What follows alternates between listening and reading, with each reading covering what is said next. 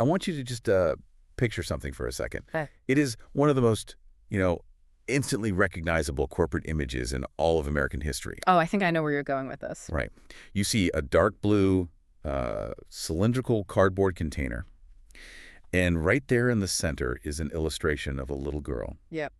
She is just calmly walking in the rain, holding this yellow umbrella over her head to stay dry. And tucked under her other arm is a container of salt, tilted backward, just spilling this white trail behind her as she walks. The Morton Salt Girl. Exactly, the Morton Salt. I mean, she represents everything pure, innocent, reliable. It's this deeply domestic image of the American pantry. Total tranquility. It really is a brilliant piece of commercial art because you look at that logo and you immediately associate it with like family dinners or hot soup on a rainy day, just basic, wholesome American life. Yeah. The branding is designed to be completely binary, clean, simple, and pure. But, and this is why we're here today, that perfectly calm, rainy day image on that cardboard cylinder, it is sitting on top of a story that is absolutely unhinged. Completely wild. Yeah, when you actually look into the family that created her, the Morton family, you do not find domestic tranquility. You find a sprawling, multi-generational, real-life American succession drama. Oh, yeah. We are talking about kidnapping. We're talking about people being committed to insane asylums, bitter racism, cabinet-level political scandals that rocked the White House, the actual dismantling of the United States Constitution, and somehow a direct connection to a tragic space shuttle disaster. I mean, the little girl with the umbrella is really just the 10% sitting above the water. The 90% below the surface is this dark, chaotic, world-shaping industrial empire. Right. And, if you have a blue cylinder of Morton salt in your pantry right now, or if you've eaten literally anything today preserved or flavored by this mineral, this history is sitting right there in your kitchen. Everywhere. Exactly. The salt on your table is actually a fascinating lens through which we can view the last 150 years of American industry, politics, and even our own biology. Okay, let's unpack this. We have a lot of ground to cover in this deep dive. Our mission today is to dig into the multi-generational saga of the Morton family and, the world-shaping commodity that fueled their wealth. And we really have to start at the very beginning with the patriarch of this whole dynasty. Julius Sterling Morton. Julius Sterling Morton, born in 1832 in a town called Adams in Jefferson County, New York. His parents ran a general store before moving out to Michigan. But Julius was not, he wasn't destined to be a quiet Midwestern store clerk. The historical records show he was a bit of a rebel from day one. Highly combative is probably the best way to describe him, and that becomes incredibly obvious during his college years. So in 1850, he enrolls at the University of Michigan in Ann Arbor. He joins the Chi Psi fraternity and immediately starts clashing with the university faculty, who were, at the time, trying to ban secret societies. But the real explosion happens in May of 1854, and this is just 6 weeks before he is supposed to graduate. Wait, 6 weeks? He is right at the finish line. What sets him off? Well, the university's Board of Regents suddenly dismissed the head of the medical department, a Dr. J. Adams Allen. Dr. Allen was a very popular faculty member, and Julius Morton was a fierce admirer of his. So that very evening, Morton stands up at a mass student meeting and delivers this fiery, aggressive speech protesting the dismissal. He publicly accuses the university officials of acting like autocrats. I can imagine the university administration in 1854 did not appreciate a 22-year-old student publicly undermining their authority, calling them autocrats. They absolutely did not. The very next day, Morton is expelled. Wow. Just like that. Yep. The official reason recorded was excessive absences and general inattention to his duties. But, everyone on campus knew it was retaliation for the protest. In fact, his expulsion sparked massive protests from the student body and drew attention across the entire state of Michigan. So it turns into this huge free speech, anti-authoritarian crisis on campus. Yeah. And the university tries to walk it back, right? They offer him, a conditional readmission. They do, but it was essentially a trap. The faculty made him sign a document stating that if the charges against him regarding his absences had been true, his expulsion would have been justified. Okay, a little legal maneuvering. Right. Morton signs it, thinking it's a procedural formality just to get his degree. But then the university president, Henry Philip Tappan, releases a manipulated version of Morton's statement to the public. He actually removed all the conditional language. Oh, no. Yeah, it made it look like Morton was just straight up admitting fault, groveling, and begging for forgiveness. That is incredibly manipulative. Morton must have completely lost his mind when he saw that in the paper. He was livid. Morton immediately wrote a blistering open letter to the Detroit Free Press, retracting his statement entirely. He publicly declared that he had not, and I quote, meanly petitioned, implored, and besought the faculty for mercy for the Latin-scratched integument of a dead sheep. The Latin-scratched integument of a dead sheep. Right. That is some spectacular 19th century trash talk. He is reducing this prestigious university diploma to just a piece of dead animal skin covered in scratched writing, basically telling them to keep it. And they took him up on that offer. He was officially re-expelled and banned from graduating with his class. Interestingly enough, though, the faculty quietly reversed the expulsion 4 years later in 1858 and mailed him his diploma anyway. That's hilarious. They just quietly mailed it. Yeah.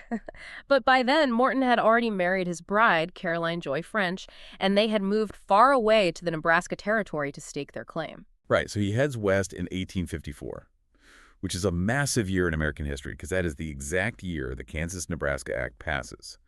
For anyone who doesn't remember their high school history, the Kansas-Nebraska Act essentially repealed the Missouri Compromise. Yeah, a huge turning point. It allowed the white male settlers in those territories to determine through popular sovereignty whether they would allow slavery or not. And this turns the region into an absolute powder keg. Settlers from both sides flooded in, leading to the violent proxy war known as Bleeding Kansas. Exactly. And into this chaotic, volatile environment steps Julius Morton. He settles in Nebraska City, buys 160 acres of land, and becomes the editor of the Nebraska City News. And this is where he really builds his political machine. Through the newspaper, he becomes a massive political voice. He rises to become acting governor of the Nebraska Territory by age 26, which is wild. And decades later, he eventually becomes the U.S. Secretary of Agriculture under President Grover Cleveland. But to understand Julius Morton, we really have to look at the profound, jarring duality of his life. Yes, duality is the perfect word for it. Let's unpack that, because it's a fascinating contradiction. On the one hand, Julius Morton is a revered pioneer of environmentalism. He had this absolute fascination with trees and agriculture. He planted rare varieties and heirloom apple trees all over his massive estate, which he called Arbor Lodge. He was preaching conservation decades before it was, a mainstream concept. Yeah. He even fiercely opposed cutting down healthy trees to use as Christmas decorations. And in 1872, he literally founded Arbor Day, a national holiday dedicated entirely to planting trees. But then we look at his political career, and the historical records paint a very dark, regressive picture of his ideology. He was known as a Bourbon Democrat. And what did that mean exactly in that era? Well, in the context of the mid to late 19th century, Bourbon Democrats were the highly conservative, pro-business wing of the Democratic Party. They generally opposed protective tariffs, but more crucially during this era, they were staunchly opposed to the Reconstruction policies that sought to grant civil rights to freed slaves. And during the Civil War, he was labeled a Copperhead. Just to clarify that term for you listening, Copperheads were Democrats in the northern states who vehemently opposed the American Civil War. They basically wanted an immediate peace settlement with the Confederates. Right. Morton used his newspaper and his immense political influence in Nebraska to aggressively fight against abolitionists. Keep in mind, southeast Nebraska was a crucial hotspot for the Underground Railroad. Wow. Okay. And Morton used overtly racist arguments to attack what he called black Republicans in the legislature. While he supposedly opposed the actual secession of the southern states, he was vehemently against the abolition of slavery. And after the Civil War ended, he actively helped make the opposition to black civil rights a leading issue for his political faction. Now, I just want to pause here and say clearly to you, the listener, we are absolutely not endorsing any of these highly charged political or racial views held by Julius Morton. We aren't taking sides here. Of course not. We are just impartially recounting the facts provided in the historical sources to present a complete unvarnished profile of the man. But it does make you wonder, how do we reconcile a man who dedicates his life to planting trees and conservation with someone who actively fights against human civil rights? It's tough. It's like a Jekyll and Hyde figure, where the beautiful trees he planted cast a very dark, complicated shadow. Historical figures just don't fit into neat boxes. They really don't. And it also demonstrates how chaotic and corrupt the frontier political system was that empowered him. If we look at the 1860 election for the U.S. House delegate from Nebraska, it is just a masterclass in political maneuvering and fraud. Oh, this story is crazy. So Morton runs for the delegate seat against a Republican abolitionist named Samuel Gordon Daly. Right. And the mechanics of an election in 1860 Nebraska are completely wild. Yeah. We are talking about hand-counted paper ballots in remote frontier outposts transported by horseback. Precisely. It's the Wild West. So initially, Morton is named the winner by a razor-thin margin of just 14 votes. The territorial governor issues him the official certificate of election. Morton claims victory. Naturally. But then, 7 months later, and this is 2 months after the congressional term has actually begun, the governor secretly issues a superseding certificate of election to his opponent, Samuel Daley. Wait, how does a governor just secretly issue a new election certificate months later? He does it completely behind closed doors, without the required concurrence of the Board of Canvassers. He doesn't even use the proper official territorial seal on the document. Still, it's completely fake. Oh, there were rampant accusations that Daley's new certificate was an outright forgery, or at the very least, entirely illegitimate. Both sides were essentially accusing each other of stuffing ballot boxes in remote counties. So it goes all the way to Congress to sort out.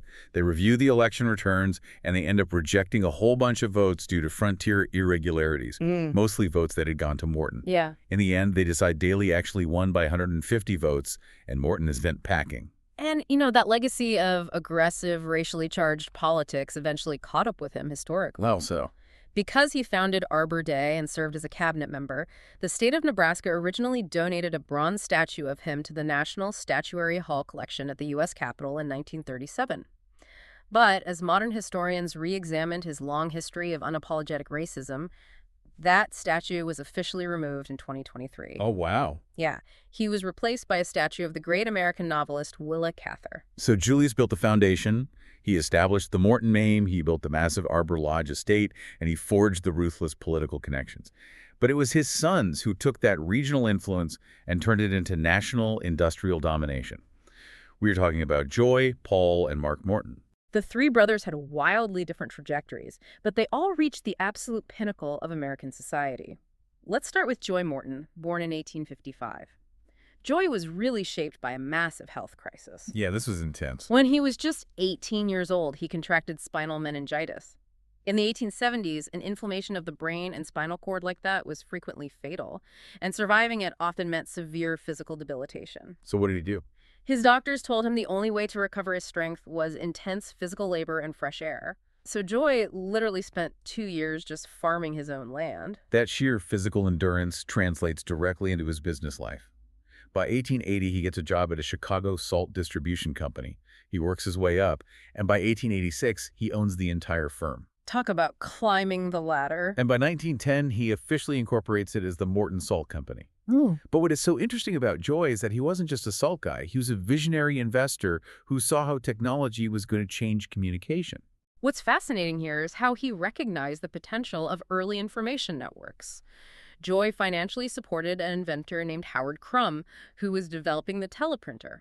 Okay, to put this in perspective for the listener, before the teleprinter, telegraph messages had to be sent by skilled operators tapping out Morse code. Right. And then decoded on the other end. Exactly. And the teleprinter revolutionized this by allowing an operator to type on a standard typewriter keyboard, which then automatically transmitted the message over telegraph lines to be printed out as regular text on the receiving end. It essentially automated long-distance communication. Yes, and Joy formed the Morton Company to manufacture these devices, which eventually became the Teletype Corporation.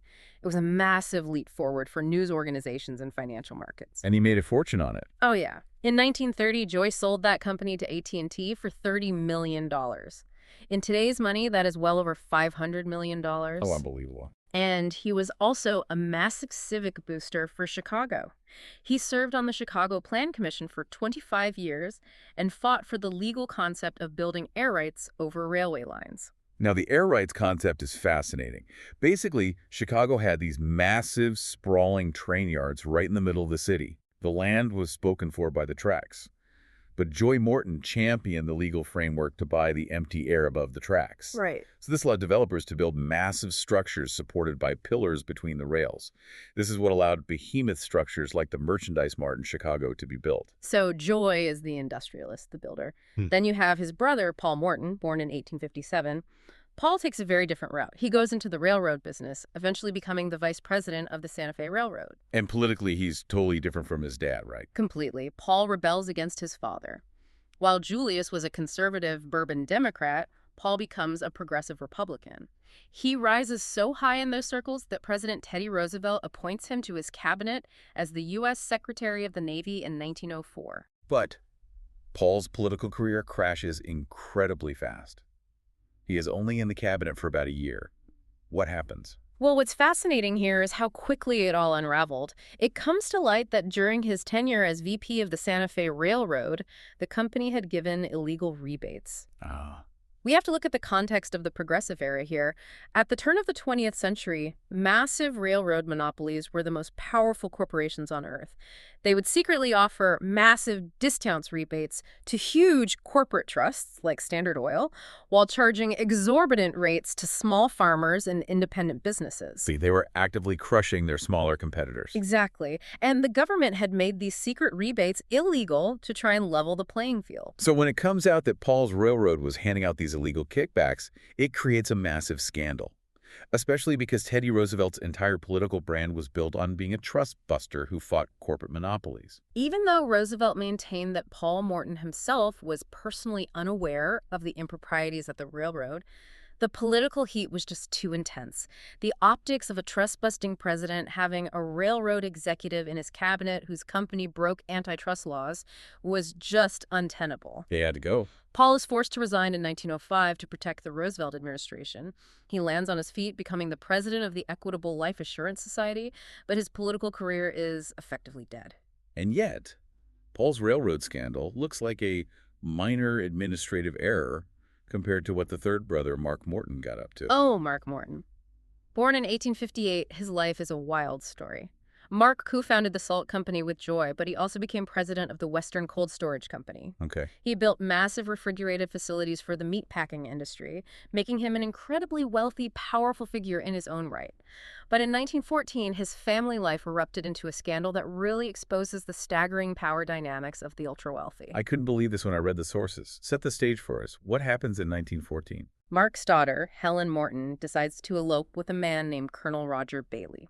Mark is absolutely furious. He entirely disapproves of the match. So he tracks down his own daughter, drags her into court, and challenges the marriage. And the legal grounds he uses are stunning. He claims that Helen is mentally deranged. He uses his wealth and his influence in a heavily patriarchal legal and medical system to convince a judge that his daughter has lost her mind simply because she married a man he didn't like. And the court rules in his favor. Helen Morton is forcibly committed to an insane asylum. It's horrific. As you can imagine, this becomes a massive national scandal. It is plastered across the front pages of newspapers everywhere. A billionaire heir throwing his newlywed daughter into an asylum to annul her marriage was just catnip for the press. And then enter Webb Miller. He was a distinguished, highly respected journalist.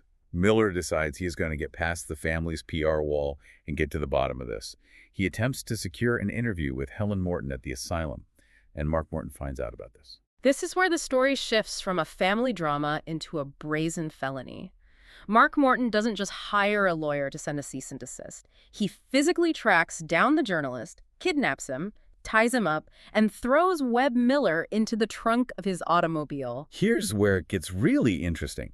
How does a prominent businessman survive kidnapping a journalist and crashing his car with the guy in the trunk? Because I cannot get over this visual. A 56-year-old corporate magnate wrestling a reporter into the trunk of a car. Right. And the Mark drives off. But he is apparently driving so erratically in such a state of rage that he crashes the vehicle. Yeah, the police arrive at the scene to investigate a standard automobile accident. They pop the trunk and they find a bound and gagged journalist inside. How does he survive this legally? He literally kidnapped a man. You would think the police would haul him off to prison immediately.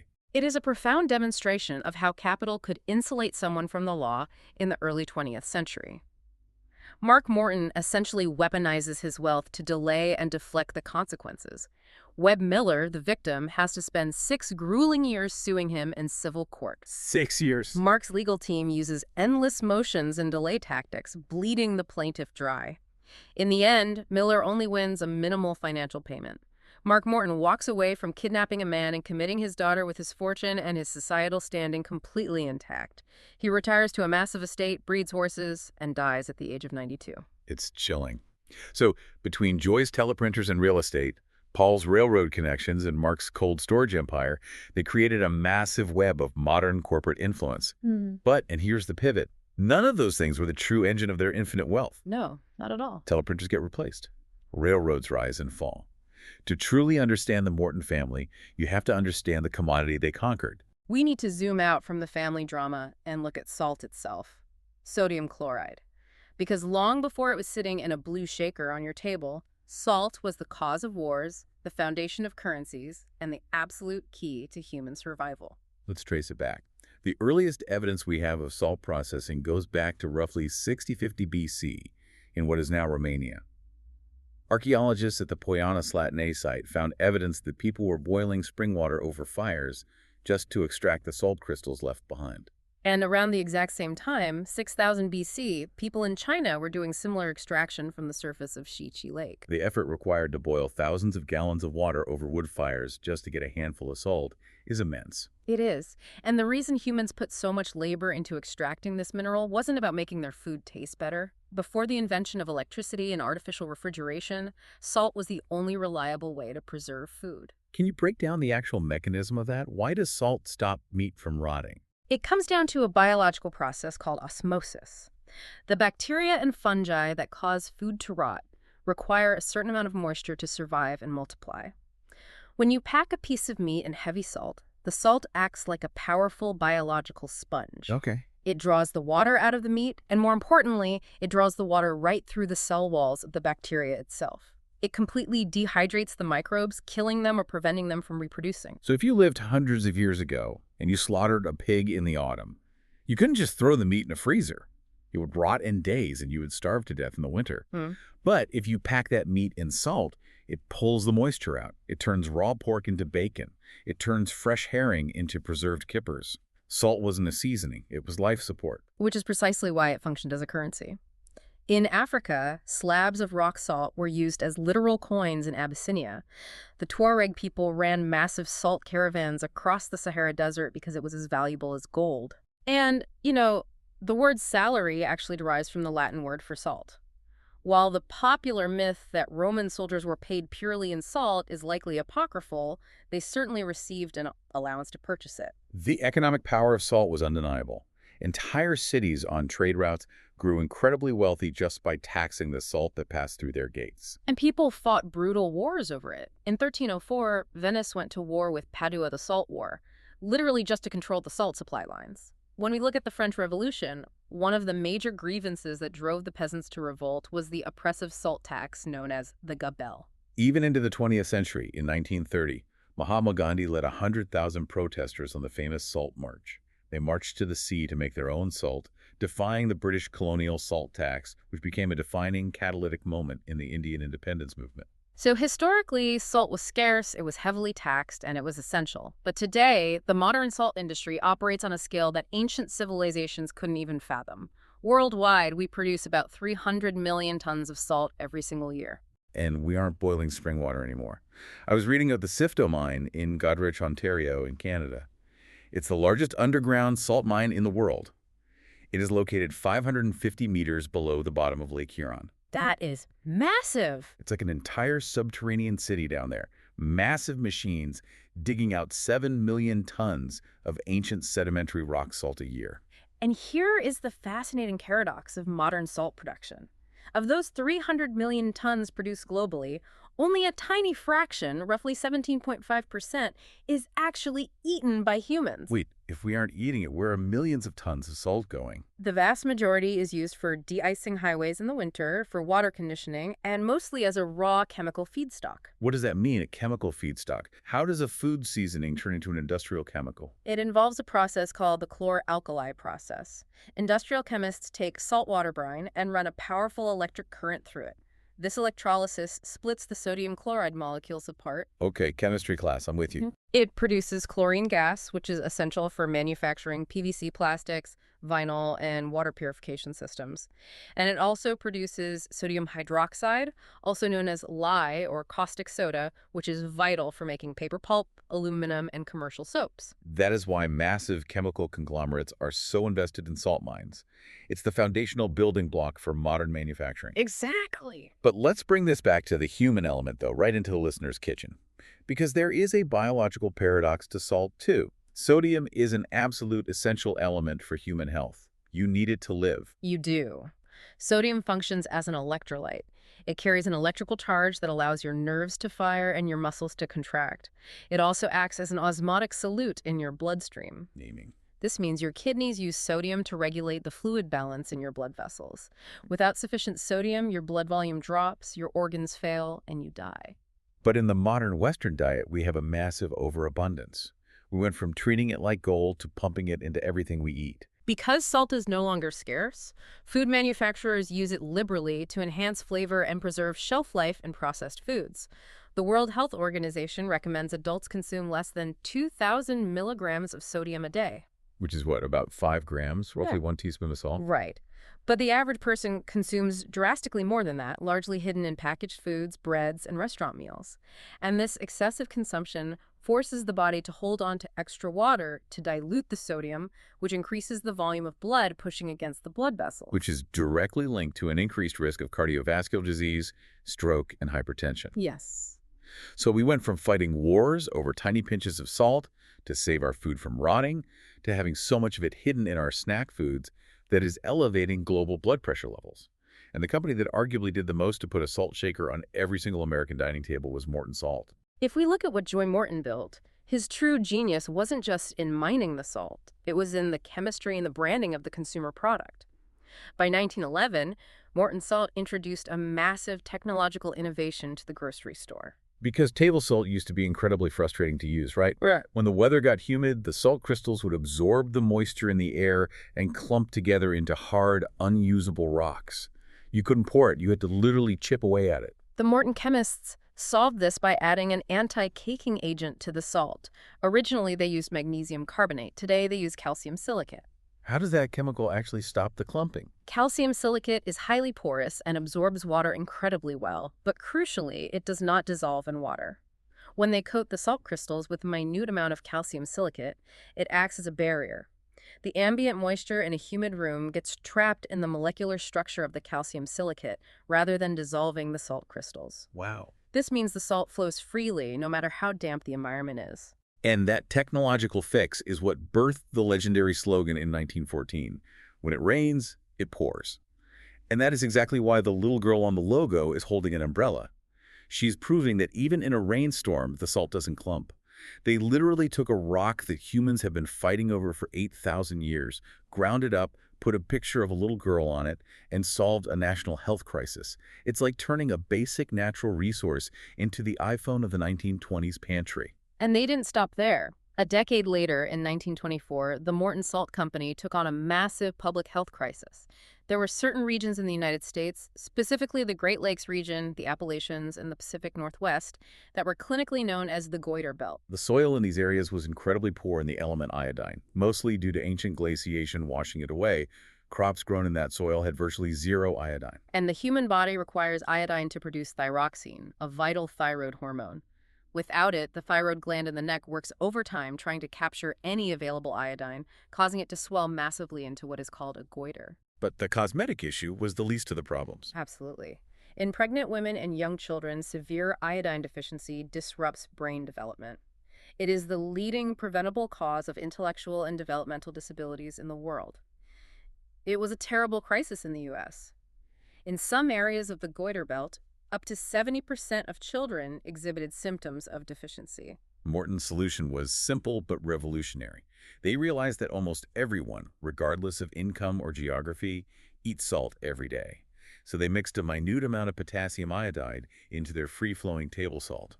By distributing iodized salt nationally, they effectively cured the goiter belt. It was a massive public health triumph delivered seamlessly through a commercial grocery product. Yeah. It fundamentally changed what Americans put in their bodies, improving national health metrics almost overnight. But the Morton family's influence didn't stop at dietary changes. The next generation of the family would leverage their immense wealth and social power to change what Americans put in their bodies by taking on the U.S. Constitution itself. This brings us to Pauline Sabin. Pauline was born Pauline Joy Morton in 1887. She was the daughter of Paul Morton, the Secretary of the Navy whose career crashed due to the railroad rebate scandal. Pauline grew up in wealth and privilege. She was an elegant, socially prominent New York socialite. She ran her own highly successful interior decorating business. But beneath the high society exterior, she inherited her father and grandfather's ruthless political instincts. She becomes a major player in the Republican Party during the 1920s. She helps found the Women's National Republican Club, recruits thousands of members, and in 1923 she becomes the first woman representative from New York on the Republican National Committee. She is a political powerhouse. And early on, she was actually a vocal supporter of prohibition. Right, she backed the 18th Amendment banning alcohol. She later explained her early stance by saying, "I felt I should approve of it because it would help my two sons. The word pictures of the agitators carried me away. I thought a world without liquor would be a beautiful world." Like many people, she believed the promise that banning alcohol would protect children from the temptations and violence of the saloon. But then she observed the reality of the 1920s. If we connect this to the bigger picture, Pauline Sabin realizes that prohibition is a catastrophic, systemic failure. Instead of eliminating the temptation of alcohol, the law simply eliminated the legal regulation of alcohol. She looked around and saw a total collapse of respect for the rule of law.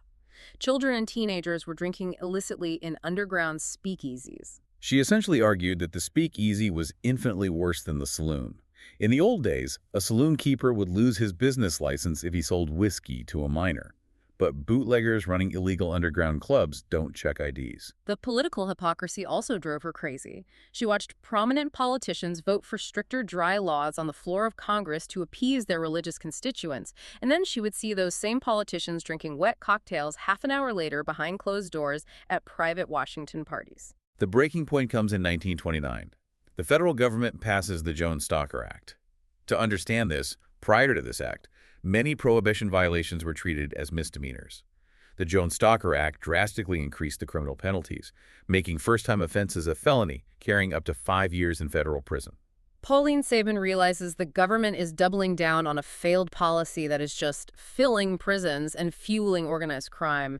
So she resigns from the Republican National Committee entirely and dedicates herself to repealing the 18th Amendment. And she goes to war. In May 1929, she gathers 24 of her high society friends and founds the Women's Organization for National Prohibition Reform, or the 1MPR.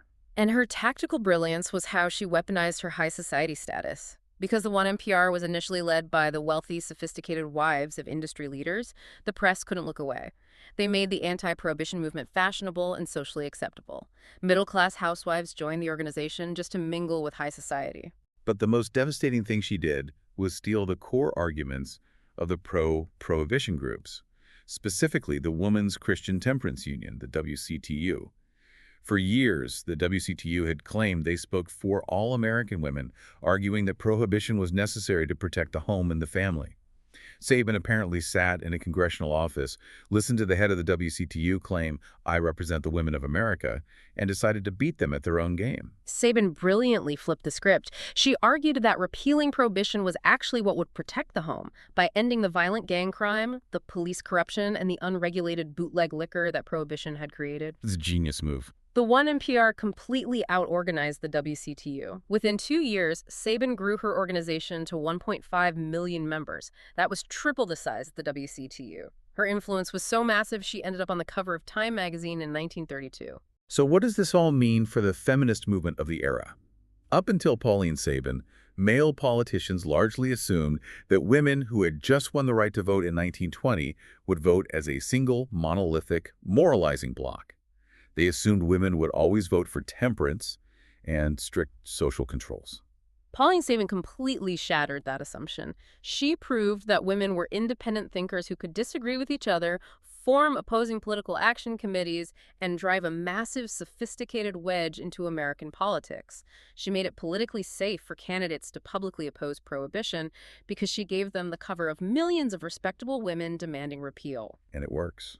In December 1933, the 18th Amendment is officially repealed. Prohibition ends. The 1MPR dissolves immediately, their singular mission accomplished. Historical records indicate that her political activism didn't end there, though her later efforts were highly controversial. After repeal, Sabin joined the American Liberty League, a conservative political organization formed primarily by wealthy business elites to fiercely oppose President Franklin D. Roosevelt's New Deal. Right. And again, we must remind you that we are impartially reporting the historical facts of the Prohibition debate and Sabin's later conservative efforts here, without endorsing any specific political viewpoint. Yes, she viewed the New Deal's economic regulations as a threat to free enterprise and remained a powerful conservative political force until her death in 1955. So Pauline Sabin essentially dismantled an amendment to the Constitution, cementing the Morton family's legacy as architects of American society. But what happened to this sprawling empire after the towering figures of the early 20th century passed away? When we look at the salt empire today, the Morton Salt Company undergoes the kind of bizarre evolution typical of modern global capitalism. It stops being a family business guided by a singular patriarch and becomes a corporate puzzle piece traded between massive conglomerates. Yeah, in 1982, Morton Salt makes a completely unexpected corporate move. They merge with an aerospace and chemical company called Thiokol, forming a massive entity called Morton Thiokol. Which seems completely insane on the surface. It's exactly. What does a company that makes table salt have to do with rockets? Technologically, very little. It was purely a financial diversification play. Morton was a cash-rich company but with slow growth, while Thiokol had high-growth government contracts but needed stability to avoid a hostile takeover. They merged their balance sheets. But this financial maneuver ended in a defining national tragedy. In 1986, the Space Shuttle Challenger exploded just 73 seconds after liftoff, killing all 7 astronauts aboard, including a schoolteacher. The entire nation watched it happen live on television. The subsequent investigation into the disaster revealed it was caused by the failure of O-ring seals in the solid rocket boosters. The unusually cold weather on the morning of the launch caused the rubber O-rings to lose their elasticity, allowing pressurized burning gas to escape the booster and compromise the external fuel tank. And those solid rocket boosters were designed and manufactured by Morton Thiokol. That is a staggering, heartbreaking shift in legacy. A family that started by planting trees and farming their own land ends up owning a company blamed for a space shuttle explosion. How do we even categorize a legacy that massive and contradictory? It's incredibly difficult. The corporate name most associated with the innocent little girl and the yellow umbrella was suddenly inextricably tied to a traumatic national disaster. The public pressure and the internal corporate friction were immense. In 1989, the company formally split back apart. Morton took the Salt and Consumer Chemicals division, and Thiokol took the Space Propulsion division. And from there, the salt company is passed around the global market like a token. In 1999, it is bought by the specialty materials company Röhm and Haas. Then Dow Chemical gets involved in a larger acquisition. In 2009, a German fertilizer and salt conglomerate called K+S buys Morton for $1.7 billion. And finally, in 2021, a private investment firm called Stone Canyon Industries buys the America's salt business for $3.2 billion. And as it changes hands between these massive holding companies, it inevitably loses its connection to its roots. Following the 2021 acquisition, the new owners slashed the Chicago headquarters staff by roughly 40%. They recently moved their corporate headquarters entirely out of Chicago, the city where Joy Morton built the company and shaped the skyline, to a leased office building in Overland Park, Kansas. And the physical reality of the company's heavy industry hasn't always aged well either. In 2016, a massive wall at a Morton Salt storage facility on Elston Avenue in Chicago literally collapsed. Right. The structural failure was massive. Tons of heavy corrosive salt and bricks spilled out, completely burying a row of cars at a neighboring Acura dealership. It was an environmental and structural mess right in the middle of the city. But then you contrast that gritty industrial reality with the physical natural preserves the family left behind. Julius's Arbor Lodge, that massive 52-room mansion in Nebraska, was donated to the state and became its very first state park. And Joy Morton's 1,700-acre estate in Lisle, Illinois, became the Morton Arboretum, a massive botanical garden and living history museum dedicated to the study and conservation of trees. It is a massive irony. It really is. A company founded by a family intimately tied to the soil and trees of the Midwest becomes a global conglomerate passed between international holding companies, shedding its Chicago workforce in the process. We started this hour with a cute story about the marketing design of a little girl with a yellow umbrella on a salt shaker. And instead, we have traversed the Civil War, kidnapping, presidential cabinets, the curing of the goiter belt, the repeal of prohibition, and the 8,000-year history of civilization's most essential life-saving mineral. Next time you pick up a salt shaker, think about the invisible history inside it. From a prehistoric boiling spring in Romania to the violent politics of the 19th century, right down to the anti-caking agent, keeping it flowing smoothly onto your plate. We take salt for granted because it's cheap and everywhere, but every single grain is a testament to thousands of years of human struggle, ingenuity, and a little bit of corporate ruthlessness. What other perfectly ordinary items in your pantry are hiding an empire? Next time you see the Morton Salt Girl walking in the rain, remember the storms her family actually weathered and caused. Thank you for joining us on this deep dive, and as always, stay curious.